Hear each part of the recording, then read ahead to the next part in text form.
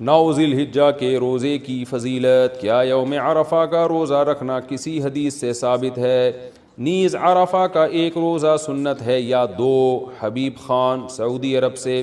صحیح حدیث میں ہے کہ عرفہ کا ایک روزہ اگلے اور پچھلے سال کے ایک سال کے گناہوں کا کفارہ ہے. بہت بڑی فضیلت ہے. اور صحیح حدیث سے 9 ذی الحجہ کا روزہ ثابت ہے. اس میں 2 نہیں ملانا سنت ہے.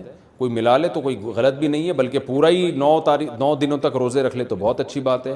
لیکن جیسے محرم میں ہم کرتے ہیں نا 9-10 محرم یا 10-11 محرم، تو ایسا ذی الحجہ میں نہیں ہے. صرف ایک روزہ بھی رکھ لیں گے 9 تاریخ کا تو سنت ادا ہو جائے گی. کیا 9 ذی الحجہ کا روزہ سعودیہ کے حساب سے ہوگا؟ 9 ذی الحجہ کا روزہ سعودیہ کے حساب سے رکھیں یا پاکستان کی 9 تاریخ کے حساب سے؟ شمائلہ صاحبہ کراچی سے. دیکھیں جتنی بھی عبادتیں جن کا کسی دن یا وقت سے تعلق ہے وہ اسی ملک کے وقت کے حساب سے ہوں گی. ہماری عید الفطر ہمارے چاند کے حساب سے، ہماری عصر کی نماز یہاں جب عصر کا وقت داخل ہوگا، ہمارے ایام نہر جب یہاں 10 ذی الحجہ ہوگی، تو یہ کیسے ممکن ہے کہ ہمارا عرفہ ان کے حساب سے ہو؟ تو ہمارا عرفہ جو ہمارے یوم عرفہ کے حساب سے ہوگا 9 تاریخ کو. تو اب جن ملکوں میں 12 گھنٹے کا فرق ہے تو وہاں تو عرفہ کا دن ہی داخل نہیں ہوگا، حالانکہ سعودی عرب میں عرفہ کا دن شروع ہو چکا ہوگا، وہاں تو رات ہوگی. تو اس لیے جو 9 تاریخ کی فضیلت ہے نا وہ اس ملک کے حساب سے جب 9 ذی الحجہ ہوگی. تو اس لیے کیونکہ جتنی بھی عبادتیں ہیں نا جن کا کوئی وقت کے ساتھ تعلق ہے تو وقت ان کے لیے ظرف یا معیار ہوتا ہے. یہ فقہ کی اصطلاح ہے. تو ظرف یا معیار یعنی سبب ہوتا ہے ان کے لیے. تو جب وہ سبب پایا جائے گا تو عبادت متوجہ ہوگی. تو سبب جس ملک میں جو تاریخ ہے وہی اس کا سبب ہے.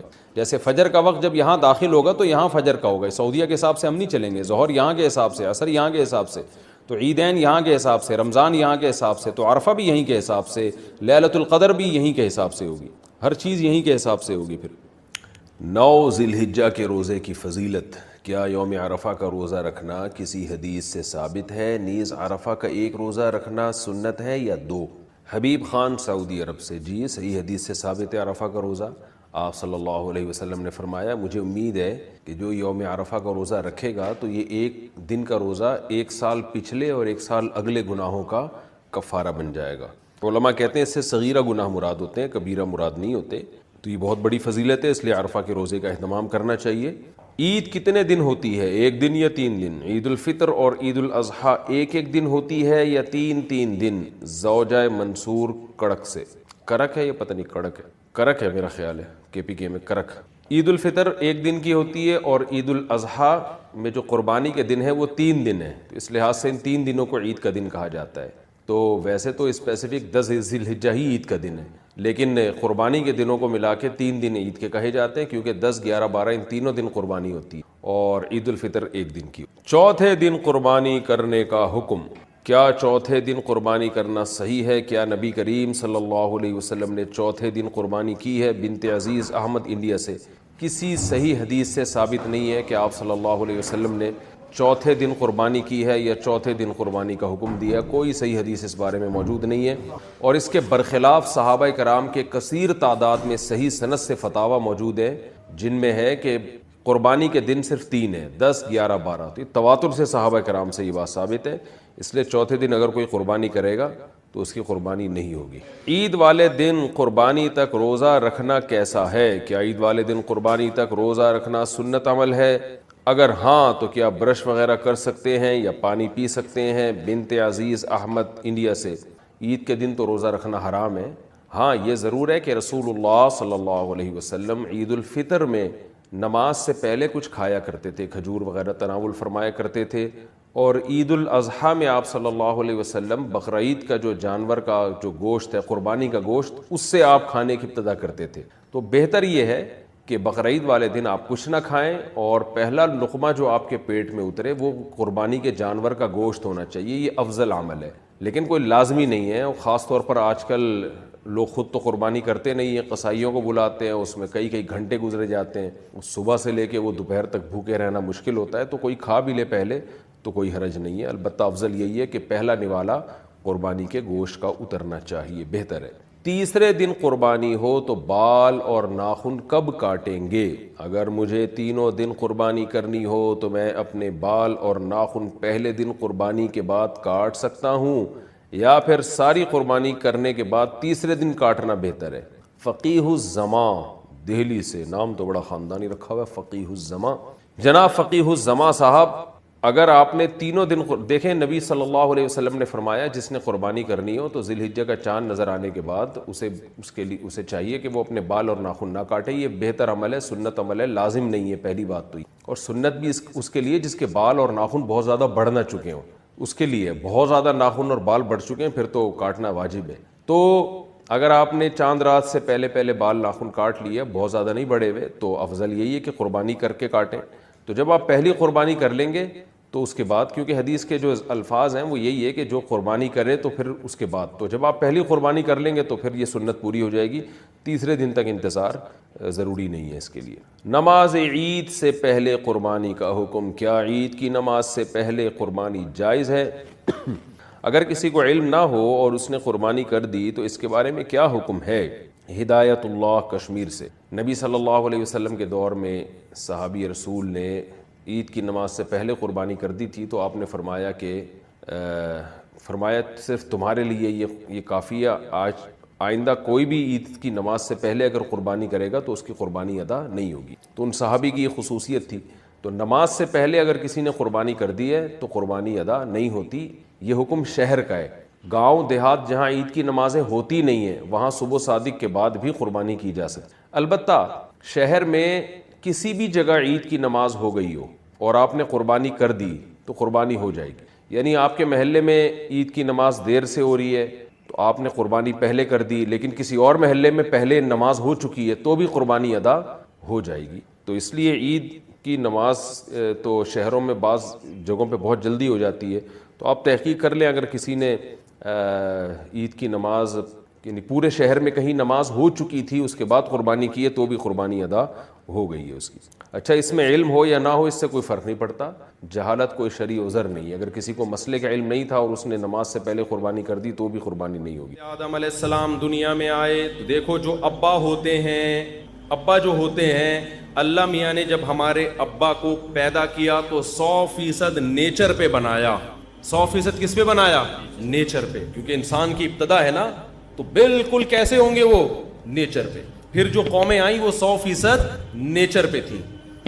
پھر انسان جب پیغمبروں کی تعلیمات سے دور ہوا تو نیچر سے آہستہ آہستہ ہٹنا شروع ہوا۔ تو نماز پڑھنا یہ ہماری نیچر کا حصہ ہے۔ اب میں آپ کو کہتا ہوں، یہ جو میں بار بار کہتا ہوں نا، میڈیکل سائنس ایک الگ فیلڈ ہے اور مذہب ایک الگ، یقیناً ایسا ہی ہے، لیکن مذہب کو فالو کرنا اس اعتبار سے کہ آپ کی نیچر کا حصہ ہے، اور میڈیکل سائنس سب سے زیادہ فوکس کس کو کرتی ہے؟ نیچر کو۔ کسی بھی ڈاکٹر سے پوچھ لو، وہ کہہ رہے ہیں کہ نیچرل غذائیں کھائیں، نیچرل لائف اسٹائل ہونا چاہیے۔ اگر آپ نیچرل لائف اسٹائل نہیں رکھتے، جائیدادیں کھا لو، آپ کی صحت اچھی نہیں ہو سکتی۔ رات کو جلدی سونا یہ نیچر ہے یا نہیں ہے؟ اور صبح جلدی اٹھنا، اسلام نے جو آپ کو ایک شیڈول بنا کے دیا ہے اس میں رات کو دیر سے سو کے صبح دیر سے اٹھنا ہے یا جلدی سو کے جلدی اٹھنا ہے؟ اس کا مطلب اسلام آپ کو فطرت سے دور کر رہا ہے یا فطرت کے قریب کر رہا ہے؟ فطرت کے قریب کر رہا ہے۔ تو اس لیے پتہ چلتا ہے کہ اسلام اور میڈیکل سائنس اس اعتبار سے ایک ہی چیز کے دو نام ہیں۔ نہیں یہی بات سمجھ میں، اگر آپ کو اپنی صحت کو بھی مینٹین رکھنا ہے، انسان کا بچہ بن کے زندگی گزارنی ہے، ہر لحاظ سے فٹ رہنا ہے، تو آپ کو بالآخر اسلام ہی کو فالو کرنا پڑے گا، اس کے بغیر آپ صحت مند بھی نہیں ہو سکتے۔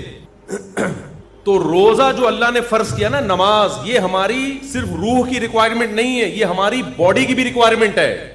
سمجھتے ہو کہ نہیں سمجھتے؟ سچ بولنا یہ صرف ہماری روح کی ریکوائرمنٹ نہیں ہے، یہ ہماری باڈی کی بھی ریکوائرمنٹ ہے۔ اب میں آپ کو مثال دیتا ہوں، آپ کہیں گے مفتی صاحب ابھی تو آپ کہہ رہے تھے چوری کا انڈا کھاؤ یا حلال انڈا کھاؤ، پروٹین تو سیم پیدا ہوں گے، تو پھر مذہب چوری کا انڈا کھانے سے منع کیوں کر رہا ہے؟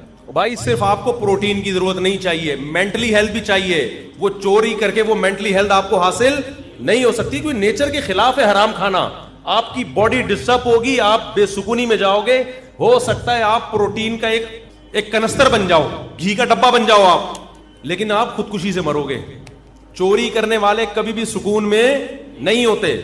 میڈیکل سائنس کوئی فرق نہیں کرتی نکاح اور زنا میں، کہتی ایک سیم پروسیس ہے، نکاح میں بھی وہی، زنا میں بھی وہی، لیکن حقیقت یہ ہے کہ زنا کرنے والے اسٹریس اور ڈپریشن میں جاتے ہیں, نکاح کرنے والے اتنی ٹینشنیں لے کے بھی وہ ٹینشن نہیں لیتے, کیونکہ نیچر ہے.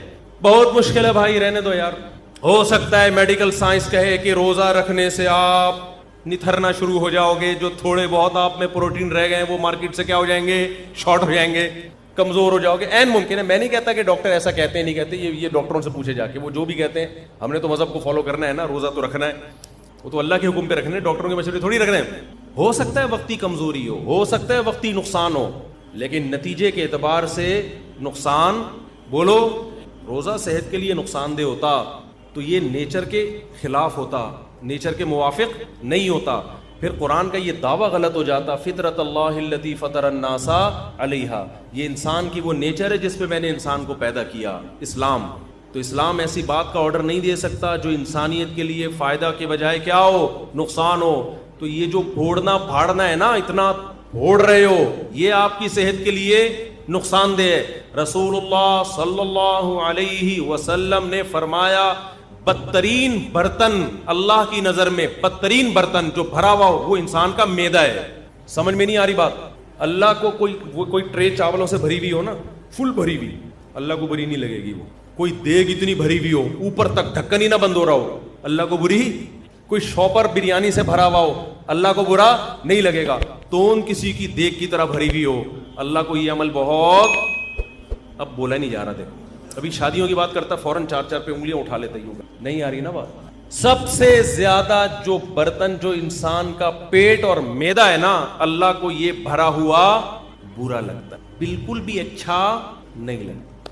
تو زیادہ کھانا, پھوڑنا, پیٹ بھر کے کھانا, اس سے پتہ چلتا ہے یہ صحت کے لیے مفید نہیں ہے. ہوتا تو اللہ حکم دیتے جب بھی کھاؤ اتنا کھاؤ کہ تمہیں اسٹریچر پہ لوگ اٹھا کے گھر لے گئے. ایک بدعتی مولانا صاحب تھے, ان کا جب انتقال ہو گیا نا تو کسی گھر میں تیجے کی دعوت تھی. تیجا 40واں ہوتا ہے نا, مردوں کے کھانے, پتہ نہیں کیسے حلق میں کیسے اترتے ہیں مردوں کے کھانے. لوگ میت کے کھانے عجیب سے ہی ہوتے ہیں یار, کھاتے کیسے ہیں لوگ. تو تیجے کا کھانا تھا کسی کے ہاں, تو بچوں کی ماں نے بولا کہ بیٹا آج تم بریانی کھانے جا رہے ہو, کل شریف کی بریانی ہے, سویم کی بریانی ہے, دیکھو اپنے باپ کی روح کو تکلیف نہ پہنچانا, ایسے کھانا جیسے تمہارا باپ کھایا کرتا تھا, تمیز سے کھانا, پھوڑ پھاڑ کے آنا, تاکہ تمہارے باپ کی روح کو قبر میں کیا ملے, سکون ملے. بچے گئے, کھانا شروع کیا, بہت کھایا, کھائے جا رہے ہیں, ماں کی نصیحت یاد آ رہی ہے, کوئی کھانچا خالی نہیں ہونا چاہیے. اتنا کھا لیا کہ اب چلا نہیں جا رہا. مدذلہ العالیہ, جو سامنے آیا کھا لیا. دامت برکاتہم العالیہ, جو ملا کھا لیا. کھا کے جب یہاں تک اب چلا ہی نہیں جا رہا, تو ان کا خیال ہوا اب 2 بندے نا ان کو سہارے پہ لے کر آ رہے ہیں, پاؤں کھسٹ رہے ہیں زمین. ان کا خیال ہوا ماں کی طرف سے آج شاباش ملے گی. جب گھر میں گئے, ماں نے ایک تھپڑ لگایا, بغیر تو تمہارا باپ اسٹریچر پہ لوگ اس کو اٹھا کے لاتے تھے اور تم چل کے آ رہے ہو, تم نے باپ کی روح کو تکلیف پہنچائی. یہ تو ایک چٹکلا ہے, لیکن آپ شادیوں میں کھانے کا حساب کتاب دیکھو, بہت افسوس ہوتا ہے. میں آپ لوگ کے علاوہ کی بات کر رہا ہوں, آپ کو تانے نہیں دے رہا. خدا کے بندو, اپنی پلیٹوں میں اتنا بھرا کرو جتنا تمہارا پیٹ ہے, اتنا بھر لیتے ہیں بعض لوگ ہوس میں کہ کہیں اگلی ٹرپ میں ختم نہ ہو جائے.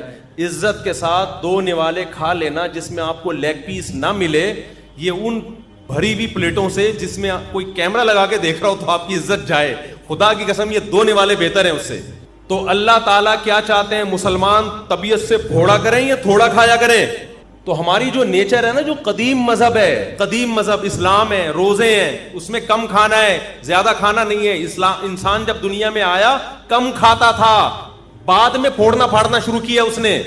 اللہ ڈاکٹروں کو بھی ہدایت ہے, ہم سے تو اچھے ہی ہوں گے, میں میڈیکل سائنس میں ٹانگ نہیں اڑاتا, ڈاکٹروں کی فیلڈ ہے. جب کو غریب آدمی بھی جائے گا, یہ بھی کھا لو, وہ بھی کھا لو, یہ بھی کھا لو, یہ صبح یہ کھایا کرو. ہم جب اسکول میں پڑھتے تھے تو سائنس کا ٹاپک جب آیا نا, تو اس میں ناشتے میں کیا ہونا چاہیے, یہ اتنے مکھن, اتنے ڈبل روٹی, اتنے فلانا, اس پر ڈبل روٹی بھی ہوتی تھی اس میں. اب تو شاید ڈبل روٹیاں نکال دی ہیں ڈاکٹروں نے. پھر دوپہر یہ ہونا چاہیے, پھر شام کو یہ ہونا چاہیے. ہم نے کہا بھائی بھائی یہ کیا کر رہے ہیں, یہ کیا کھلا رہے ہیں ہم کو. لیکن ہم سمجھتے تھے کہ یہ ضروری ہے صحت کے لیے. ہمیں قرآن میں, حدیث میں 2 ٹائم کے کھانے کا تذکرہ ملتا ہے. ناشتے کا لفظ عربی زبان میں قدیم عربی میں نہیں ہے, یہ بعد میں آیا ہے. یہ گوروں کے, انگریزوں کے دنیا پہ جب حکومت ہوئی ہے نا, اس کے بعد ناشتہ بھی آیا, چائے بھی آئی, بسکٹ بھی آئے, ڈبل روٹیاں بھی آئی. یہ مسلمانوں کا کلچر نہیں ہے. ہمارا کلچر نمکین لسی تھا, کولڈ ڈرنک نہیں تھا. ہمارا کلچر روٹی تھی, اور وہ بھی بغیر چھنے آٹے کی روٹی, چکی کے آٹے کی روٹی. باپ دادا سے پوچھ لو اپنے, ڈبل روٹیاں ہمارا کلچر نہیں تھا. یہ گوروں کے آنے کے بعد ہم, کیونکہ ہم تو اسلام کو فالو کرتے تھے نا, ہمارے باپ دادے. ہمارے حضرت فرمایا کرتے تھے, ہم ناشتہ جانتے نہیں تھے ہوتا کیا ہے. ہمیں تو بعد میں جب انگریز آیا ہے نا, ہمارے باپ دادے بتایا کرتے تھے. وہ اس وقت بھی ہمارے حضرت کے دور تک ناشتہ کا رواج نہیں تھا. اب صبح اٹھ کے کہتے ہیں کھانا بہت ضروری ہے, خالی پیٹ نہیں رہنا چاہیے. کچھ بھی نہیں ہوتا میرے بھائی خالی پیٹ سے. بھوک سے لوگ نہیں مرتے, بہت کم ریشو ہے بھوک سے مرنے والوں کا. جتنے لوگ مر رہے ہیں نا, کھا کے مرے ہیں, سارے کھا کے مرے ہیں. شوگر بھوکا رہنے سے ہوتی ہے, کھانا کھانے سے ہوتی ہے. اچھا, لوگ میرے بیان پہ جب اعتراض کرتے ہیں تو ان سے میں ایک بات کہتا ہوں, کائنڈلی کسی بھی چیز کی پوری تحقیق کر لیا کریں اور بندے کا مطلب سمجھا کریں. میں نے ایک دفعہ بیان میں کہا جو میٹھا بہت کھاتے ہیں شوگر ہوتی ہے, تو کسی نے کہا میٹھا کا شوگر سے کوئی تعلق نہیں ہے. مجھے پتا ہے میٹھے کا شوگر سے کوئی تعلق نہیں ہے, میٹھا کھانے سے شوگر نہیں ہوتی, لیکن میٹھا کھانے سے وزن بڑھتا ہے, اور وزن بڑھنے سے کیا ہوتی ہے, شوگر. تو اتنے بیوقوف ہم ہیں نہیں جتنے لوگ سمجھ رہے ہیں ہمیں. میٹھا کھانے سے وزن تو بڑھے گا نا, اور وزن تو ہر بیماری, کینسر وزن بڑھنے سے ہوتا ہے. تو اتنے بیوقوف ہم ہیں نہیں. تبصرہ کرنے سے پہلے تھوڑا سا سوچ لیا کرو. ویٹ بڑھنا ہے, ویٹ تو ویٹ کھانا کھانے سے بڑھتا ہے یا کھانا چھوڑنے سے بڑھتا ہے؟ کھانے سے بڑھتا ہے, کھانے سے بڑھتا ہے. اوپر جتنے جائیں گے نوالے اتنا ویٹ بڑھے. تو اس لیے میں جو اصل بات, یہ میرا آخری بیان ہے نا آج کرنے, پھر میرا سفر ہے, پھر میں رمضان میں آؤں گا, یعنی بیچ میں آؤں گا رمضان کی. سنو میری بات, آخری بات بالکل سچی مچی کی آخری. دیکھو یہ جو رمضان ہے نا, اللہ نے آپ کو موقع دیا ہے روحانی طاقت کے لیے بھی اور جسمانی طاقت کے لیے بھی. اس رمضان میں روحانی کام بھی کرو, گناہ چھوڑو. کیا کرنا ہے؟ تمام کبیرہ گناہوں کی لسٹ بنا لو. یہ کرتا ہوں, فحش فلمیں آج کل بہت نوجوانوں میں رائج ہو گئی ہیں, اس کو گناہ سمجھنا چھوڑ دیا ہے. یہ گناہ, ماں باپ کے ساتھ بد کلامی, بہنوں کی وراثت نہیں دے رہا, جھوٹ بولنا, سارے گناہوں کی. ہمارے استاذ کہا کرتے تھے گناہوں کو نا ڈائری میں لکھو, لسٹ بناؤ کہ میری زندگی کا عزم ہے کہ ان گناہوں کو میں نے اپنی زندگی سے نکالنا. اس کے لیے پلاننگ کرو. تو رمضان سے بہترین پلاننگ کا ٹائم آپ کے پاس کوئی بھی نہیں ہے. سمجھتے ہو؟ تمام گناہوں کو اپنی زندگی سے نکالنا ہے. عزم کرو اس رمضان میں 5 ٹائم تکبیر اولیٰ کے ساتھ ہم نے نماز پڑھنی ہے. یہ عزم کرو. رمضان میں 20 رکعت تراویح پڑھنی ہے. دیکھو اسلاف کے دور میں 20 رکعت تراویح تھی. 8 رکعت تراویح ہمیں کسی صحابی تابعی سے نہیں ملتا. اگر حضرت عمر نے جو 8 رکعت والی روایت صحیح ہوتی نا, حضرت عمر سے 8 رکعت بھی منقول ہے, وہ روایت صحیح نہیں ہے. اگر وہ روایت صحیح ہوتی تو پوری روئے زمین پر کہیں تو 8 رکعت ہو رہی ہوتی. اس وقت کہیں بھی نہیں ہوتی, کہیں بھی نہیں تھی. حرمین میں 1400 سال ایک رمضان بھی ایسا نہیں آیا جس میں 20 رکعت سے 1 رکعت بھی کم تراویح ہوئی ہو. ہاں اب جا کے وہ 10 کر دیے کووڈ کی وجہ سے. وہ اب اگر کر بھی دیے تو ہمیں اس سے کوئی فرق نہیں پڑتا. 1400 سال تک کیا ہو رہا تھا؟ لوگ کہتے ہیں حرم میں رفع الیدین بھی تو ہوتا ہے. حرم میں رفع الیدین ہوتا بھی رہا ہے اور ترک رفع الیدین بھی ہوتا رہا ہے. جب احناف کی حکومت تھی, صدیوں حنفیوں نے حکومت کی حرمین پر. اس وقت جو حنفی امام تھا بغیر رفع الیدین کے نماز پڑھاتا تھا, لیکن اگر کوئی رفع الیدین کے ساتھ پڑھاتا تو اس پہ بھی اعتراض نہیں تھا, کیونکہ صحابہ میں آپ کو رفع الیدین والے بھی ملیں گے اور رفع الیدین نہ کرنے والے بھی ملیں گے. تو ہماری نظر میں اس سے کوئی فرق نہیں پڑتا. لیکن تراویح کا جہاں تک مسئلہ ہے, 1 سال بھی حرمین میں صدیوں تک ایسا نہیں آیا کہ مسجد نبوی یا مسجد حرام میں 20 رکعت سے کم تراویح ہوئی ہو. اب جا کے سعودی حکومت نے اگر چینج کیا ہے کورونا کی وجہ سے یا کسی بھی وجہ سے, تو وہ چینجنگ سعودی حکومت کا اپنا ہیڈک ہے, وہ پوری امت پہ مسلط نہیں کیا جا سکتا. کہ 1400 سال سے, یعنی لوگ کہتے ہیں نا حرمین میں رفع الیدین, اور بھائی 1400 سال سے ایک کام حرمین میں کیسے غلط ہو سکتا ہے؟ رفع الیدین تو حرمین میں ہوا اور نہیں بھی ہوا, دونوں نمازیں چلتی رہی ہیں, لہذا دونوں ٹھیک ہیں. لیکن تراویح کبھی بھی 20 رکعت سے کم نہیں ہوئی ہے. تو اللہ, اگر یہ نماز بدعت ہوتی, یہ غیر سنت ہوتی, تو کیسے ہو؟ اور پھر تہجد کی نماز کو تراویحوں سے ملانا, میرا اس پہ آڈیو بیان ہے پورا دلیل کے ساتھ, وہ آپ سن سکتے ہیں. ابھی میں اس ٹاپک کو نہیں چھیڑتا. آپ نے عزم کرنا ہے کہ ہم نے تراویح کی نماز پابندی سے بولو پڑھنی. تو عزم کرتے ہیں کہ نہیں؟ اس کی بڑی روحانی برکتیں ہوں گی.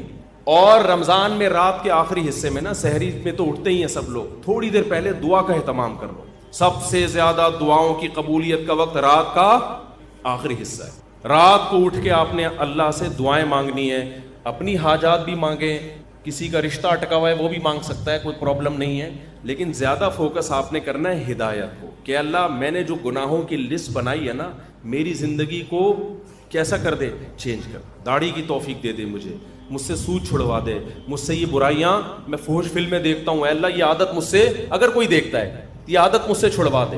تو یہ کیا کرنا ہے آپ نے, یہ راتوں کو دعا مانگنا ہے. یہ ہوگی روحانی طاقت کے لیے, کیونکہ یہ آپ کو انسان اور گدھے میں فرق کرنے کے لیے, ٹھیک ہے نا.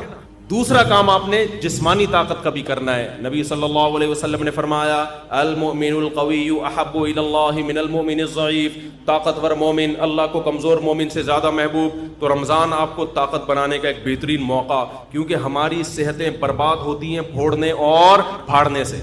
پھوڑنے کا مطلب کھا لیا, اور پھاڑنے کا مطلب 6 گلاس لسی کے اس کے اوپر. تو آپ نے کھانے پہ کنٹرول کرنا ہے رمضان میں.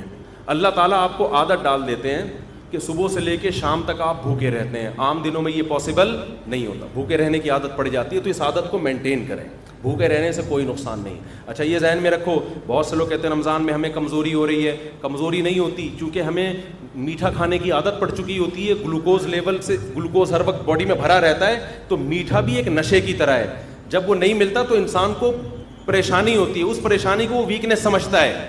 جن کو میٹھے پھوڑنے کی عادت ہے نا, روزانہ 6 لڈو کھاتے ہیں, ان کو جس دن 5 لڈو ملے نا, ان کو کمزوری محسوس ہوگی. مجھے لڈو کھانے کی عادت نہیں ہے, مجھے لڈو نہ ملے مجھے کوئی کمزوری نہیں ہوتی. تو میٹھے کی عادت پڑتی ہے, تو جب وہ میٹھا نہیں ملتا تو کمزوری محسوس ہوتی ہے. وہ کمزوری نہیں ہوتی, وہ کمزوری کے نام پہ دھوکا ہوتا ہے. اس کا حل یہ کہ چھوڑ دو تو یہ ٹھیک ہو جاؤ گے. نہیں یاری بات میرا خیال ہے. تو آپ نے کیا کرنا ہے بھائی, صبح سحری میں پھوڑو نہیں, تمیز سے کوئی تمیز کی چیزیں کھا لو, اور افطاری میں بھی تمیز سے تمیز کی چیزیں کھا لو. وہ میں تمیز کی چیزیں بتا نہیں رہا آپ کو کیا ہے, وہ ڈاکٹروں سے پوچھ لو, حکیموں سے پوچھ لو, وہ میں نہیں بتاؤں گا کیونکہ میرا شعبہ نہیں ہے. ہو سکتا ہے پکوڑے والوں کا بزنس بند ہو جائے, سموسے والوں کا بیچاروں کا, کہہ رہے ہیں رمضان میں تو ایک ہمارا بزنس چل رہا تھا, ہمارے کیوں بزنس پہ لات مار رہے ہو. تو آپ 2-3 چیزوں پہ تھوڑا کنٹرول کر لیں, ایک آئل اور ایک چینی. سمجھتے ہو, کوکنگ آئل کو چھوڑ دو, نکال دو اپنی سے. یہ کوکنگ آئل جو بازار کی چیزیں جو بھی آ رہی ہیں نا, یہ خوب سمجھ لو یہ بزنس ہے, اس کا آپ کی صحت سے کوئی تعلق نہیں. کل میں نے دیسی گھی اپنے گھر میں خود نکالا, میں نکالتا رہتا ہوں, حالانکہ مجھے گفٹ میں بھی لوگ دے جاتے ہیں دیسی گھی, پھر بھی میں گھر میں اپنے ہاتھوں سے نکالتا ہوں. میری گائے ہے, میری بکری ہے, اسی کا بکری کا گھی بھی نکالا اور گائے کا گھی بھی نکالا. کل میں نے اس کا ولاگ بنا کے سوچ رہا ہوں چینل پہ ڈال دوں, بنا لیا, سوچ رہا ہوں چینل پہ ڈال دوں. اور اس میں بتا رہا ہوں کہ میں گھی نکالنے کے طریقے نہیں بتا رہا, یہ نیٹ پہ آپ کو بہت اچھے مل جائیں گے. میں صرف یہ بتا رہا ہوں کہ آپ گھر میں جب فارغ ہو نا, تو ان ایکٹیویٹیز میں اپنے آپ کو کھپائیں. PUBG سے آپ کی جان چھوٹ جائے گی. ایک واشنگ مشین لے لے, 10-15 ہزار کی پلاسٹک کی آتی ہے. جلدی جلدی بتا دوں, دودھ بوائل کیا آپ نے, ملائی نکال کے جمع کرتے رہیں, گھر والوں سے کہیں, وہ جب فریزر میں اوپر جمع ہو جائے گی تو پھر ایک دن نکال کے اس کو واشنگ مشین میں الٹا کر کے ڈال دیں, اور آپ اللہ بھلا کرے, نیٹ پہ سارے طریقے آپ کو مل جائیں گے. اور پھر آپ نے جلدی سے اس میں ٹھنڈا پانی ڈالا اور واشنگ مشین کو ڈرون کر کے گھما دیا, اوپر مکھن آ جائے گا, مکھن نکال کے گرم کیا گھی. پہلے زمانے میں یوں کر کے نکالتے تھے, اس میں اپنا گھی زیادہ نکلتا تھا, گائے کا گھی کم نکلتا تھا. اب یہ سہولت سائنسی ترقی سے ہو گئی ہے کہ واشنگ مشین پلاسٹک کی لے لیں یا کوئی بھی اسٹیل کی, ڈرون گھمایا, نکال لیا. جب تک دکانوں سے اور بازاری چیزوں سے اپنی جان نہیں چھڑاؤ گے, صحت گئی تیل لینے, ٹھیک ہے نا. اور اب تو ڈاکٹر بھی کہہ رہے ہیں دیسی گھی کھاؤ بھائی, ڈاکٹر بھی کہہ رہے ہیں کہ یار یہ آرگینک چیزوں پہ آ جاؤ. تو یہ کام کریں گے, ذہن بھی خوش رہتا ہے انسان کا اس سے, اور فضول ایکٹیویٹیز سے بھی بچا رہتا ہے آدمی. تو اب تو ڈاکٹر بھی کہہ رہے ہیں کہ گائے گھر پال کے دودھ پی لو تو ٹھیک ہے, بازار کے بھینس کا کوئی بھروسہ, ٹیکے لگا کے پتہ نہیں کیا نکل, خیر ڈبوں سے پھر بھی بہتر ہے. تو آپ رمضان میں نا میٹھا کم کر کے اپنی صحت کو بہت اچھا بولو کر سکتے. بازاری چیزیں کیا کر دو, چھوڑ دو. شربت پینا ہے تو شہد اور لیمن ڈال کے پی لیا کرو. میں بھی چینی پی لیتا ہوں, اتنا نیک میں بھی نہیں ہوں جتنا ممبر پہ لگ رہا ہوں آپ کو, لیکن کوشش تو کر سکتا ہے نا انسان, باتیں تو اچھی کرے نا آدمی.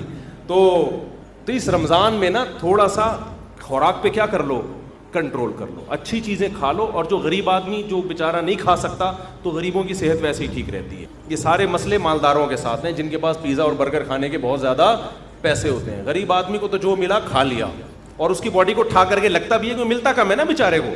وہ اگر 2 لڈو کھا بھی لے گا نا تو سارا دن میں 2 لڈو کچھ نہیں کریں, وہ طاقت ہی دیں گے اس کو. تو جس کے پاس پیسے ہیں وہ بھائی آرگینک چیزوں پہ آ جائے, اور کھجور کو فوکس کرے افطاری میں, اور تلی ہوئی چیزوں کو تھوڑا مارکیٹ سے شارٹ کر دے کچھ نہیں مرے گا، نہیں مرے گا انشاءاللہ. آپ سمجھیں گے میں مر جاؤں گا، ایسا نہیں ہوگا. وقتی کمزوری ویکنیس ہوگی آپ کو، لیکن 1 مہینے بعد جب آپ دیکھیں گے نا یار یہ تو کیا ہو گیا، ہٹو بچوں، آپ کی آنکھوں میں نگاہیں تیز ہو جائیں گی، سماعت بڑھ جائے گی، ایسی باڈی ایکٹیو ہو جائے گی، آپ کو لگے گا میں مفتی صاحب جو 4 شادیوں کی بات کرتے ہیں غلط نہیں کرتے، بہترین بات کی تھی مفتی صاحب. ابھی تو آپ کو لگے گا یار یہ کیسی باتیں کرتے ہیں مفتی صاحب 4 شادیوں کی. اللہ کے ہم اچھا عمل کرنے والا کہلائیں گے تو کیا کرنا پڑے گا ہمیں؟ میں سمجھا پا رہا ہوں، بس یہ بات کو میں سمیٹ رہا ہوں جلدی سے. اس کے لیے سورہ بنی اسرائیل میں اللہ نے 4 باتوں کا حکم دیا کہ جو آدمی 4 کام کر لے گا نا، اللہ کی نظر میں وہ عبادت گزار کہلائے گا، اللہ کی نظر میں وہ شکر گزار کہلائے گا، اللہ کی نظر میں وہ اچھا انسان کہلائے گا، اچھا عمل کرنے والا کہلائے گا. یہاں تک بات کلیئر ہو گئی؟ وہ 4 عمل کیا ہیں؟ سب سے پہلا دیکھو، یہ اچھے عمل کا مطلب نہیں ہے کہ آپ سی اے کرنا چھوڑ دیں. میری تقریر کا یہ ہرگز مطلب نہ سمجھیں کہ آپ اپنے بچوں کی بالکل بھی ٹینشن لینا چھوڑ دیں اور اسکولوں سے نکال کے ان کو ٹماٹر بیچنے پہ لگا دیں. ایسا نہ ہو میرے بیان کے بعد کوئی بچہ او لیول کر رہا ہو، ابا کہیں بیٹا دنیا مسافر خانہ ہے، ٹماٹر بیچ. ٹینشن تو لینی نہیں ہے. میں بلا وجہ 9 سال تک ٹینشن لیتا رہا، او لیول کی فیسیں بھرتا رہا، اور تجھے چارٹرڈ اکاؤنٹنٹ بنانے کی اور کمپیوٹر کا سافٹ ویئر انجینئر بنانے کی اور امریکہ بھیجنے کی اور تاجر بنانے کی، اور اسکول آج پتہ چلا دنیا کیا ہے، مسافر خانہ. لہذا یہ ریڑھی لے اور ٹماٹر بیچ. بچہ کہے گا جب مسافر خانہ ہے تو ٹماٹر بیچنے کی بھی کیا ضرورت ہے؟ کیونکہ آج کے بچے بہت ہوشیار ہیں، وہ آپ سے 1 قدم آگے جائیں. وہ کہیں گے ابا پھر ٹماٹر بیچنے کی بھی تکلف کی کیا ضرورت ہے؟ بیٹھ جاتے ہیں کسی درگاہ پہ جا کے، کچھ نہ کچھ لنگر بٹ رہا ہوتا ہے نا، تو ہمیں بھی مل جائے گا، مسافر خانہ ہے نا. وہ ایک آدمی نے اشتہار دیا کہ ایک ویکینسی ہے، ملازمت ہے، تو اس میں تنخواہ تو نہیں ہوگی لیکن 2 ٹائم کا کھانا فری ہوگا. 2 ٹائم کا کھانا کیا ہوگا؟ فری ہوگا. بندہ چلا گیا، بے روزگار بہت ہیں بیچارے، انہوں نے کہا چلو تنخواہ نہیں ہوگی 2 ٹائم کا کھانا تو ملے گا. تو پوچھا جی کام کیا ہے؟ اس نے کہا داتا دربار سے جا کے نا لنگر بٹ رہا ہوتا ہے، 2 بریانی کی شاپریں لے کر آنا، ایک خود کھائے گا ایک میں کھاؤں. لنگر بٹ رہا ہوتا ہے، 2 بریانی کی شاپریں، 2 صبح اور 2 رات. تو ایک تو کھائے گا ایک میں کھاؤں گا، تو 2 وقت کا کھانا کیا ہو گیا؟ اس نے کہا میں خود ہی وہاں جا کے نہیں کھا لوں پھر بیٹھ کے. مائنڈ یہ ہے بزنس مائنڈ. اس کو یوٹیوبرز کیا کہتے ہیں آج کل نا؟ یوٹیوب پہ یہ بزنس کے، اور 1 مہینے میں 1 کروڑ روپے کمائیں، 1 لاکھ روپے کمائیں، آدمی ایک دم اٹریکٹ ہوتا ہے، بے یار اف. پتا چلتا ہے یہ تمہیں یہ بھی 10,000 روپے کما رہا ہے اس ویڈیو بنا کے. اس پہ ایڈ چلتے ہیں جس سے اس کی 10,000 آمدن ہوتی ہے، اور تمہیں 1 لاکھ کی ترغیبیں دے رہا ہے. تمہیں کس کی ترغیبیں دے رہا ہے؟ اس لیے اتنا زیادہ ان لوگوں کو فری کرانے کی ضرورت نہیں ہے. ایسا لوگ ڈپریشن میں جا رہے ہیں. مسقط میں ایک صاحب ہیں، وہ روزانہ ہر تھوڑے دن کے بعد مسقط میں یہ کر لو، مسقط میں. میں نے مسقط میں رابطہ کیا، میں نے کہا یہ تاجر آدمی ہے، یہ بڑی، اس نے کہا یہ بیچارہ بالکل فارغ ہو، اس کو کوئی سن نہیں رہا، تو اس نے سوچا پیسے کمانے کا یہی طریقہ ہے. پاکستان میں تو اب لوگ مایوس ہوئے ہیں، تو مسقط میں یہ، انہوں نے کہا ہم مسقط میں رہتے ہیں، کچھ بھی نہیں ہے ایسا ہے، لیکن یہ نہیں بتائے گا. آپ خود جاؤ تحقیق کرو تو پھر پتہ چلے گا آپ. تو اب آپ نے دنیا کو سمجھ لیا مسافر خانہ. جی مفتی صاحب نے کہا ہم آخرت کے لیے پیدا ہوئے ہیں، اور یہ both are made for each other بھی نہیں ہے، اور ابا کے لیے بھی نہیں بنے، اماں کے لیے بھی نہیں بنے، بچوں کے لیے بھی نہیں بنے. تو اس سے تو رہبانیت آئے گی نا، رہبانیت. دنیا کو لات مارنا آئے گا، پھر ہم تو ترقی میں اور پیچھے رہ جائیں گے. کیا خیال ہے؟ گورا تو پھر ہمیں اور غلام بنا لے گا، تو ہم اللہ کی عبادت تو بعد میں ہوگی، پہلے کس کی عبادت شروع ہو جائے گی؟ گورے کی، جو کر رہے ہیں ہم بھکاری کیوں ہیں؟ سائنس ٹیکنالوجی میں اگر ہم آگے ہوتے تو بھکاری ہوتے؟ تو اسلام کسی ایسی بات کا حکم دے سکتا ہے جس سے آپ اور بھکاری بن جاؤ؟ کیا خیال ہے؟ اکاؤنٹنگ کا علم تو اسلام نے سکھایا سب سے پہلے. سورہ بقرہ کی سب سے لمبی آیت اکاؤنٹنگ کی فضیلت میں نازل ہوئی ہے. قرآن کی سب سے لمبی آیت، سورہ بقرہ کی بھی نہیں، پورے قرآن، جس میں اللہ نے معاملات کی لکھت پڑھت کا حکم دیا ہے تاکہ جھگڑا نہ ہو. تو چارٹرڈ اکاؤنٹنٹ یہی تو کرتا ہے کہ جھگڑے سے بچاتا ہے. کیا خیال ہے بھائی جان؟ تبھی اکاؤنٹنگ کے علم کی بنیاد سب سے پہلے مسلمانوں نے رکھی ہے. گوروں نے مسلمانوں سے لیا یہ علم. تو مسافر خانے کا یہ قطعاً مطلب نہیں ہے کہ آپ سب بچوں کو کس پہ لگا دیں؟ ٹماٹر بیچنے پہ لگا دیں. پھر مسافر خانے کا مطلب کیا ہے؟ وہ اللہ نے بتایا ہے 4 شرطیں پوری کر لو تو عبادت گزار بھی کہلاؤ گے، 4 شرطیں پوری کر لو تو شکر گزار بھی کہلاؤ گے، 4 شرطیں پوری کر لو تو اچھا عمل کرنے والا بھی کہلاؤ گے، اور پھر میری طرف سے دنیا میں بھی کامیابی اور آخرت میں. وہ 4 شرطیں کیا ہیں؟ سورہ بنی اسرائیل میں وَمَنْ أَرَادَ الْآخِرَةَ، یہ 4 شرطیں گورے میں نہیں پائی جاتی. یہ 4 شرطیں گورے میں نہیں پائی جاتی. جب آپ میں یہ 4 شرطیں پائی جائیں گی تو آپ گورے سے آگے نکل جاؤ گے. سمجھتے ہو؟ پیچھے نہیں رہو گے آپ، بلکہ کیا ہو جاؤ گے آپ؟ آپ آگے نکل جاؤ گے. پہلی شرط ومن اراد الآخرہ، ہر کام میں ارادہ آخرت کا ہونا چاہیے، دنیا کا نہیں ہونا چاہیے. وہ جو ڈرامہ ہم نے بچپن میں، ڈرامے دیکھنا صحیح نہیں ہے، وہ بچپن کی بات کر رہا ہوں میں. اس وقت کے ڈرامے ایسے ہوتے تھے کہ آدمی غیر مسلم ڈرامہ دیکھ کے مسلمان ہو جاتا تھا. لڑکیاں شرعی پردہ کر لیتی تھیں ڈرامہ دیکھ کر. ایسے ایسے زولق کا دور تھا نا، تو وہ دوپٹے میں، ہیروئن بھی دوپٹے میں آتی تھی، ٹھیک ہے، اور جو ہیرو ہوتا تھا سرسوں کا تیل لگا کے آتا تھا سائڈ کی مانگ نکال کے. تو ہیرو زیادہ شریف لگ رہا ہوتا تھا اپنے بچے سے. آپ کہتے تھے اس ہیرو سے ہی سیکھ لے تو. تو وہ ڈرامے وہ بھی جائز نہیں تھے، لیکن ایک مثال دے رہا ہوں میں. وہ بچپن میں کوئی سبق آموز چیز مل گئی. تو اب مجھے ایک بات بتاؤ، قرآن کہتا ہے وہ جو پائلٹ بننے کے لیے گیا تھا اور کیلے کے چھلکے پہ پھسل گیا اور ہڈی ٹوٹ گئی اور پائلٹ نہ بن سکا، وہ ناکام تھا نا. ڈرامے میں تو یہی دکھائیے، ناکام ہو گیا ایک آدمی کی مسٹیک کی وجہ سے. لیکن اگر وہ قرآن کی شرط پہ عمل کرتا، ومن اراد الآخرہ، جو بھی عمل اس میں نیت کیا ہو آخرت کی، تو وہ پھسلنے سے ناکام نہیں ہوتا. اللہ قیامت میں اس کا شمار پائلٹ میں اٹھاتے، اور اللہ کہتے یہ وطن کے دفاع کے لیے، مجھے راضی کرنے کے لیے جہاز اڑانا سیکھ رہا تھا. اگر یہ اپنے مقصد میں کامیاب ہو گیا تو بھی کامیاب، نہیں ہو گیا تو اس کا شمار مجاہدین میں لکھ لیا گیا. نبی صلی اللہ علیہ وسلم نے فرمایا ارمو بنی اسرائیل ارمو فإن اباکم کان رامیہ. صحابہ سے فرمایا تیر اندازی سیکھو، اس لیے کہ تمہارے باپ اسماعیل تیر انداز تھے. تو ہمارے نبی نے تو ہمیں دفاع کا حکم دیا ہے. آپ صلی اللہ علیہ وسلم نے فرمایا الخیل معقود فی نواصیھا الخیر الی یوم القیامہ. گھوڑے کو نبی نے عزت دی اس لیے کہ اس پہ جہاد ہوتا ہے. آپ صلی اللہ علیہ وسلم نے تیر اندازی کی فضیلت بیان کی، نشانہ بازی کی. قرآن میں آتا ہے اعدوا لهم ما استطعتم من قوہ، دشمن اسلام کے خلاف جتنی طاقت اکٹھی کر سکتے ہو کرو. نبی نے فرمایا الا ان القوۃ الرمی، فرمایا طاقت سے اللہ کی مراد ہے پھینکنے کی صلاحیت بڑھاؤ، اپنی تیر کی صلاحیت. تو جہاز بھی تو بم پھینکتا ہے نا لے جا کے. سمجھ میں نہیں آ رہی میرا خیال ہے بات؟ ترہبون بہ عدو اللہ وعدوکم، اللہ کہتے ہیں اپنے آپ کو اتنا مضبوط کر لو کہ اپنے اور اللہ کے دشمنوں کو اس سے ڈراؤ تم. تو اگر ہمارے پاس پائلٹ ہی مارکیٹ سے شارٹ ہو جائیں تو ہم ڈرا سکیں گے دشمنوں کو؟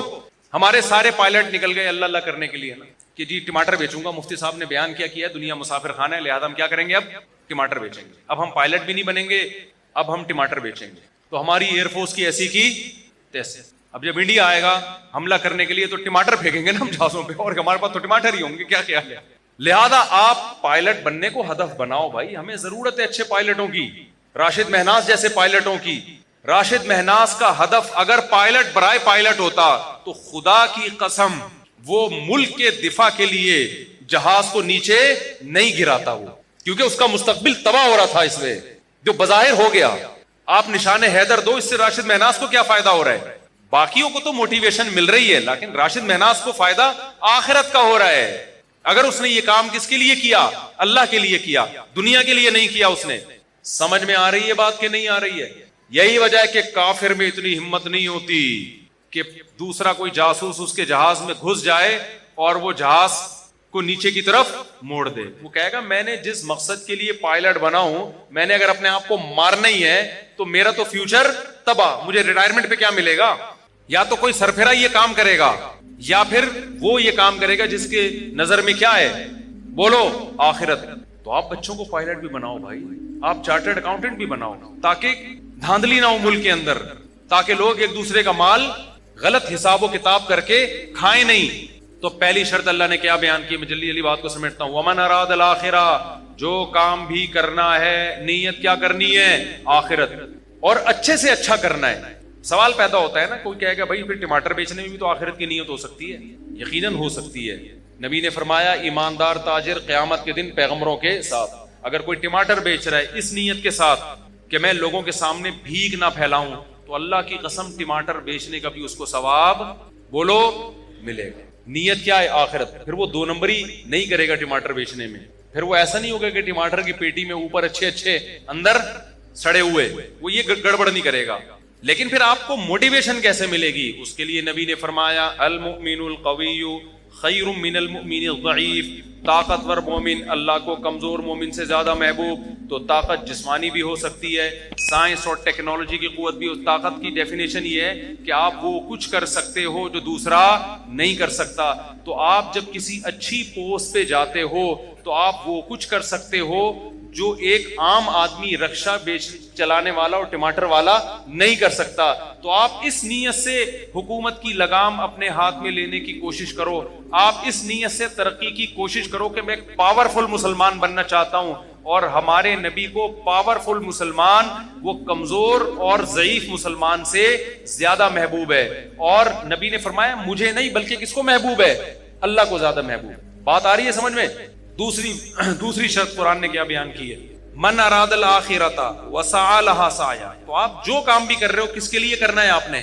آخرت. دوسری کوشش وسعى, کوشش بھی کرے.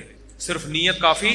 آپ نے بیٹھ گئے کہ جی آخرت ملتی ہے محنت کرنے سے, کچھ اچھا یعنی طاقتور بنوں گا میں جناب بیوروکریسی میں جاؤں گا, میں اچھا تاجر بنوں گا, پیسہ کماؤں گا تاکہ مسلمان مضبوط ہوں, میں سائنس اور ٹیکنالوجی کے میدان میں ترقی کروں گا. صرف کس کے لیے؟ اللہ کے لیے.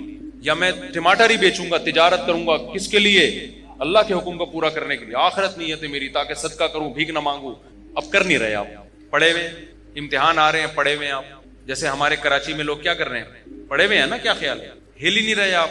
تو اس کا مطلب آپ نے آخرت کی نیت تو کی ہے, وسعا کا مطلب کوشش بولو نہیں کیا, تو آپ کا شمار کامیاب لوگوں میں نہیں ہوگا. نیتیں کر کے پڑے رہو, ہمت نہ کرو, عمل نہ کرو, تو پھر کچھ نہیں ملنے والا.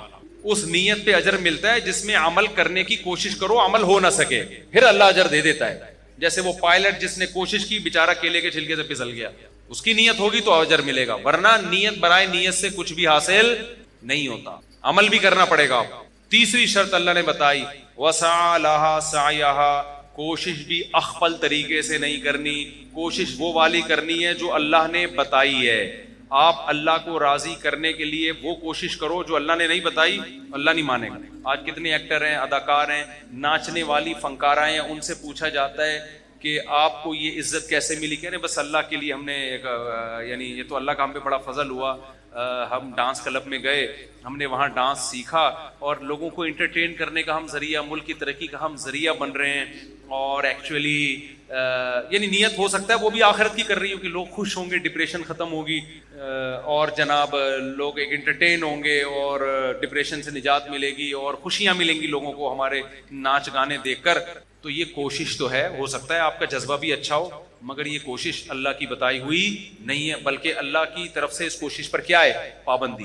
آپ نے دیکھا ایک آدمی ٹینشن کا مریض ہے, آپ نے چرس کی پڑیا پکڑا دی اس کو, ذرا سٹا لگا تو بالکل ٹھیک ہو جائے گا. ٹھیک ہو بھی گیا, آپ کی نیت بھی اچھی تھی, انسانیت کی خدمت, لیکن اس سٹے پہ آپ کو ثواب بولتے کیوں نہیں ملے.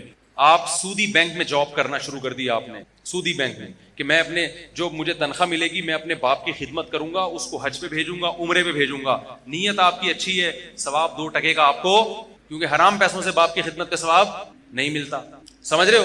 آپ نے رشوت لے کے آپ نے کہا مسجد بناؤں گا, میں نے رشوت آج شراب کباب میں اڑا دی, آج مجھے اللہ نے ہدایت دی ہے, میں ان رشوت کے پیسوں سے مسجد بناؤں گا. اللہ اس رشوت کے پیسوں سے مسجد کو قبول نہیں کرتے. تو کوشش وہ کرنی ہے جو اللہ نے بتائی ہے. ربیع الاول میں آپ نے کنٹینر لا کے روڈ بلاک کر دیا اور جھنڈیاں لگا کے آپ ناچ رہے ہیں ہمارے نبی کی جشن آمد رسول, لوگوں کی گاڑیاں پھنس رہی ہیں, لوگ آفس نہیں پہنچ پا رہے. اس کوشش پہ آپ کی نیت اچھی ہو سکتی ہے, ثواب آپ کو نہیں ملے گا. کیونکہ ہمارے نبی تو تہجد کے لیے اٹھتے تھے نا, تو اس کی کوشش کرتے تھے کہ گھر والوں کی آنکھ نہ کھلے گئی, وہ ڈسٹرب نہ ہو. سلام کرتے تھے رات کو اگر گھر میں آ رہے ہیں اتنی آہستہ سے کہ جو سو رہا ہے وہ اٹھے نہیں, جاگ رہا ہے وہ جواب دے دے. وہ نبی یہ کیسے برداشت کریں گے کہ میرے نام پہ پورے ملک کو آپ محرم پہ امام حسین کے نام پہ موبائل کو سارے سگنل بند ہو جائیں, لوگ ایک ٹینشن میں آ جائیں. ملیشیا سے ایک تاجر آئے, ان کی میٹنگ تھی, وہ اتفاق سے محرم میں پہنچے, وہ کہہ رہے ہیں یار ہم کراچی ایئرپورٹ پہ اترے ہوئے, کسی کا کسی سے رابطہ ہی نہیں ہو رہا, سگنل سارے کیا ہو گئے بند. کہہ رہے ہیں یار ملیشیا میں تو یہ نہیں ہوتا. میں نے کہا یہاں تو محرم میں الگ چیزیں پروگرام چلتے ہیں, ربیع الاول میں الگ چلتے ہیں, سفر میں الگ چلتے ہیں, ہر چیز میں ایک الگ ہی. نبی نے فرمایا جو راستے سے تکلیف دہ چیز نہیں اٹھاتا وہ مومن نہیں ہے. تو جو راستے میں کنٹینر پھینک کے روڈ بلاک کرتا ہے وہ کہاں سے مومن ہو گیا؟ ایک کانٹے سے تکلیف زیادہ ہوتی ہے, یہ کنٹینر سے ہوتی ہے. ہمارے پیغمبر نے حکم دیا, بخاری مسلم کی حدیث ہے, کہ راستے میں کانٹا پڑا ہوا ہے نا, آپ گزر کے نہیں اٹھا رہے, آپ ایمان کے آخری درجے پہ بھی نہیں ہو. جو کانٹا پھینک رہا ہے وہ کیسے ہوگا؟ جو ہٹا نہیں رہا اس کو برا کہا جا رہا ہے, تو جو پھینک رہا ہے وہ کہاں سے ایمان پہ ہوگا؟ اور جو کانٹے سے بڑی چیز کنٹینر, کتنی خواتین جو प्रेग्नेंट होती हैं, जिनको इमरजेंसी हॉस्पिटल में पहुंचना है, वो जलसों में ट्रैफिक में जाम। मुहर्रम के जलसों में क्या होता है, रबीउल अव्वल के जलसों में क्या होता है? मजहब के नाम पे लोगों को अजियत पहुंचाई जाती है। जब उनसे कहा जाए भाई किस सहाबा ने रबीउल अव्वल मनाया, किसी ताबीई ने बनाया, आज भी हरम में नहीं मनाया जाता, तो आप क्यों वो कर रहे हो? कह रहे हम नबी की मोहब्बत में कर रहे हैं। आप यकीनन मोहब्बत में कर रहे हो, हम आपकी नीयत पे शक नहीं करते, मगर कर वो रहे हो जो आपका नफ्स आपको कह रहा है। अल्लाह रसूल के बताए हुए तरीके को आप फॉलो नहीं कर रहे। तो कुरान ने तीसरी शर्त बयान की है, कोशिश तुम्हारी गढ़ी हुई नहीं होनी चाहिए, कोशिश वो होनी चाहिए जो मैंने बताई है। और आखिरी शर्त अल्लाह ने बयान की जो इंतहाई अहम, वहुवा मुमिनुन, अल्लाह कहते हैं ईमान भी होना चाहिए, तौहीद परस्त होना चाहिए। मुशरिक का, काफिर का कोई नेक अमल में कबूल नहीं करूंगा। अल्लाह पे, उसके पैगंबरों पर, उसकी किताबों पर ईमान होगा तो नेकी का अजर मिलेगा, अदरवाइज दुनिया में अजर मिलेगा, आखिरत में अजर नहीं मिलेगा। बात आ गई खोपड़ी शरीफ, अब तो दिमाग शरीफ कहना चाहिए। तो ये 4 शर्तें मेरे भाई पूरी कर लो। हम आपको तरक्की से मना नहीं करते, हम आपको पढ़ाई से मना नहीं करते, हम तो कहते हैं पढ़ो। हमारा तो अनपढ़ होना ही दुनिया की बर्बादी का बहुत बड़ा सबब है, लेकिन किसके लिए पढ़ो? आखिरत के लिए। मेहनत करो, मेहनत। 4 शर्तें आखिरी रिवाइज कर देता हूं। नंबर 1, हर काम में नीयत आखिरत। नंबर 2, काम भी करना है, खाली नियतें करके नहीं बैठना। नंबर 3, काम अल्लाह रसूल से पूछ के करना है, उलमा से पूछना है कि शरन ये जायज है भी या नहीं है। अगर फतवा मिले जायज है तो करो, वरना नहीं कर सकते आप उसको। नंबर 4, आपका ईमान भी होना चाहिए अल्लाह पे, उसके रसूलों पर, उसकी किताबों पर, खत्म नबूवत पे, जो इस्लाम के जरूरी अकीदे जिनको ईमान मुफस्सल, ईमान मुजमल कहा जाता है। अल्लाह कहते हैं जो इन अकीदों को नहीं मानेगा उसका अमल कबूल नहीं होगा, उसका अमल राख के ढेर की तरह है, देखने में बहुत लगता है, फूंक मारो उड़ जाएगा। क्योंकि अल्लाह कहते हैं आना मेरे पास है, जो मुझे मानता ही नहीं है तो अजर में कहां से दूंगा उसको। लोग कहते हैं न्यूटन ने इतनी खिदमत की इंसानियत की, तो क्या वो भी जहन्नम में जाएगा? मैंने कहता भाई मुझे नहीं पता वो कहाँ जाएगा, जन्नत में जाएगा या जहन्नम में जाएगा, वो तो न्यूटन आखिरत में मिलेगा तो उससे पूछेंगे आजकल किधर घूम रहे हो भाई तुम। लेकिन एक बात है कि मैंने कहा आपको न्यूटन से इतनी मोहब्बत है क्योंकि उसके आप पर एहसानात हैं, उसने बहुत सारे साइंसी उक़दे हल किए, उसकी वजह से बहुत सारी चीजें इजाद हुई। तो अल्लाह क़यामत में न्यूटन से सवाल करेगा कि पब्लिक को तेरे एहसानात की वजह से तुझसे मोहब्बत थी, तूने मुझे भी याद रखा मेरे एहसानात की वजह से? नहीं है बात समझ में? तो अल्लाह तो सबसे पहले किसके बारे में पूछेगा? आपके अब्बा ने आपको फ्रांस, 2 मिनट में बाद फिर अजान होगी और अजान के फौरन बाद जमात खड़ी हो जाएगी, ठीक है ना? 9 बजे ही जमात होगी, बेफिक्र रहें, जमात देर से नहीं होगी। मैं जहां भी बयान के लिए जाता हूँ ना, जमात टाइम पे ही होती, तो 9 बजे ही जमात होगी, सुन्नतों का टाइम नहीं देंगे। क्या ख्याल है?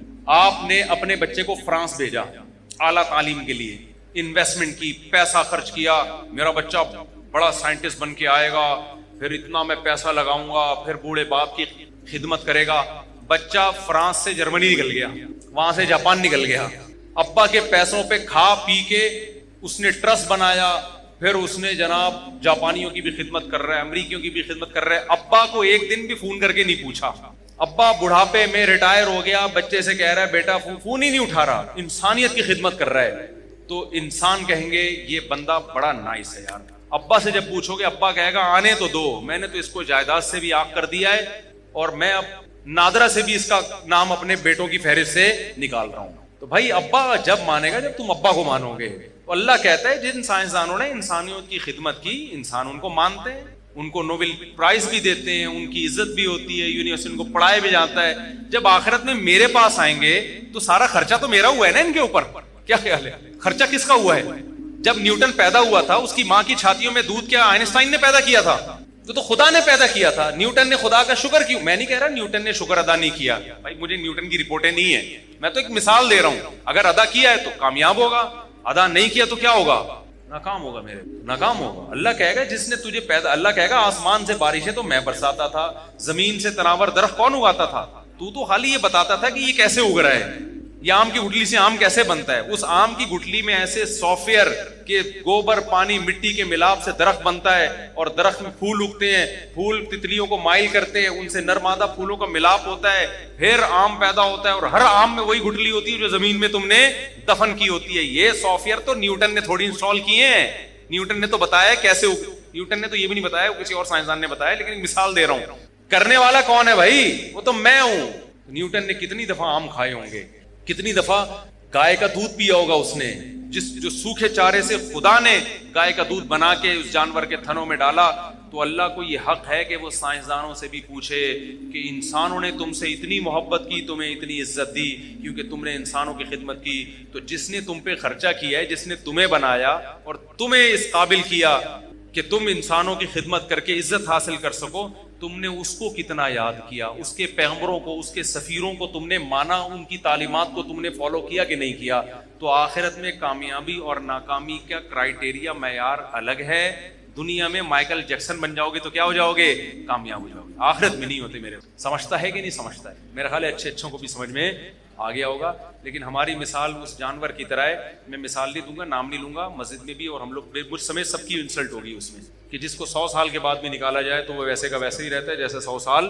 بلی کی مثال دے رہا ہوں, غلط نہ سوچیں آپ. تو میں بھی اس میں داخل ہوں, ہم بھی سنتے بھی رہتے ہیں, کہتے بھی رہتے ہیں, لیکن ہمارا ہر آنے والا دن ہم کو خدا کے قریب کرنے کے بجائے خدا سے دور کر رہا ہے. آپ اپنا ماضی اٹھا, ماضی میں ہم زیادہ اچھے تھے, ہر آنے والے دن ہم اللہ کے قریب ہونے کے بجائے اللہ سے دور. تبھی شاعر نے کہا نا, نظر سوئے مرقد قدم سوئے مرقد, مرقد قبر کو کہتے ہیں, قدم سوئے مرقد نظر سوئے دنیا. تیرے قدم قبر کی طرف روز بروز جا رہے ہیں اور نظر تیری بحریہ ٹاؤن کے پلاٹوں میں لگی ہوئی ہے. تو شاعر کیا کہتا ہے, کہاں جا رہا ہے کدھر دیکھتا ہے, جا کدھر رہا ہے, دیکھ پلاٹوں کی طرف رہا ہے. ہر آنے والا دن مجھے اور آپ کو قبر سے قریب کر رہا ہے کہ نہیں کر رہا؟ لیکن ہر آنے والے دن میں ہماری نظر میں بحریہ ٹاؤن کی ویلیو کم ہونے کے بجائے بڑھ رہی ہے. تو قبر کی جا قبر والے پلاٹ کی طرف رہے ہیں اور دیکھ کدھر رہا ہے, بحریہ ٹاؤن کی طرف. ایک دن ریاض ملک کا بھی جنازہ اٹھے گا میرے بھائی, جو اتنا بڑا مالک ہے وہ اپنے آپ کو نہیں, وہ جائے گا 6 فٹ کی قبر میں. راحت اندوری نے کہا تھا نا کہ 2 گز صحیح لیکن میری ملکیت تو ہے, اے موت تو نے مجھ کو, اے موت تو نے مجھے زمیندار کر دیا. اصل زمینداری ہمیں قبر میں ملتی ہے, وہ ہمارا اپنا پلاٹ ہوتا ہے. آج کل تو وہ بھی نہیں ہے. تھوڑے دنوں میں گورکن وہاں سے بھی نکال کے نا شاپر میں ہڈیاں ڈال کے پتہ نہیں کوں کو کھلا دیتا ہے, دوسرا مردہ دفناتا ہے اس میں. تو جو اپنا تھا وہ بھی اب اپنا نہیں رہا. تو آپ بحریہ ٹاؤن کو سمجھ رہے ہو میرا ذاتی پلاٹ ہے, تمہارا ذاتی واتی ڈرامے بازی ہے یہ. اس میں زیادہ یہ بچوں کے کام ہیں, جو بچے کھلونے جھنجھونے سے خوش ہو رہے ہوتے ہیں. تو آپ بھی بلڈنگوں سے کیا ہو رہے ہو, جھنجھونے سے خوش. تو یہ خوش نہ ہو, کیونکہ یہ خوشی آپ کو ڈپریشن میں لے کے جائے گی. اللہ سمجھنے کی, عمل کی توفیق عطا فرمائے, اور سب سے پہلے مجھے اور